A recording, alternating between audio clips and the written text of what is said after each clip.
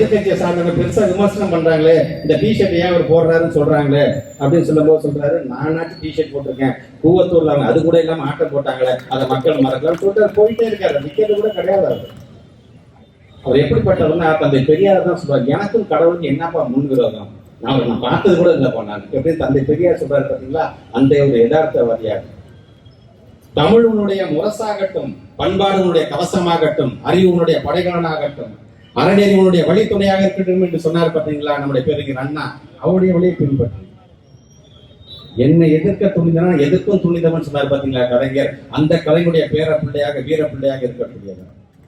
உனக்கு முன்னால் செல்லும் தலைவனாக இருக்க மாட்டேன், உன்னை முன்னால் தள்ளி பின்னால் வரக்கூடிய கோழையாக நான் இருக்க மாட்டேன், உன் தோளோடு தோள் என்று உன்னுடைய உற்ற தோழனாக மிக குறுகிய காலத்தில் தமிழ்நாடு முழுவதும் 3-4 முறை சுற்றி வந்த ஒரே இடத்துல யார் என்று சொன்னால் நம்முடைய உதயநிதி ஸ்டாலின். அந்த பெருமை நம்முடைய இயக்கத்துக்கு உண்டு. அதனால வைத்தறியறான்.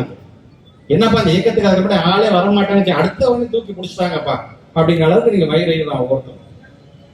ஆக நாம என்ன பாவம் செஞ்சு நம்மளை பார்த்து வயிறறியறதுக்கு? நாம மக்களை வாழ வைத்துக் கொண்டுதானே இருக்கின்றோம். மக்களுக்கான திட்டங்களை நாளொரு மீறி பொழுது ஒன்று நம்முடைய தலைவர் கொடுத்துட்டு தாங்க இருக்கிறாரு. இன்னைக்கு வரைக்கும், இன்று காலையில் வரைக்கும் ஒரு புது திட்டம். இதை பொறுத்தவரைக்கும் நம்ம விமர்சனங்கள் செய்வது யாராக இருந்தாலும் பேரறிஞர் அண்ணா சொல்ற மாதிரி தான், விழுகிறக்கள் விழுந்த இடத்திலே மூழ்கி போக நதி தன் பாட்டுக்கு போயிட்டு இருந்துச்சு. அந்த மாதிரி நம்ம பாட்டு போயிட்டே இருக்கோம். நாம் மக்களுக்காக இருக்கக்கூடிய நதி. மற்ற பேர்லாம் அங்கே ஸ்டாக்னேட்டா அங்கே நின்று சாக்கடையா மாறி போயிட்டே இருக்கும். அது தேவையில்லை, அது பயன்படாது.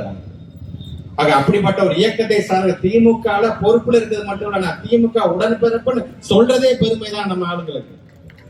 அதனாலதான் இன்னைக்கு ஒவ்வொருத்தரும் புதுசா வரவங்களாம் நம்ம அழிப்பேன் ஒழிப்பேன்னு சொல்லுங்க. அதை பத்தி நம்ம கவலைப்பட தேவையில்லை. ஒட்டுமொத்தமாக தாய்மார்கள் நீங்கள் முடிவு செய்து விட்டீர்கள்.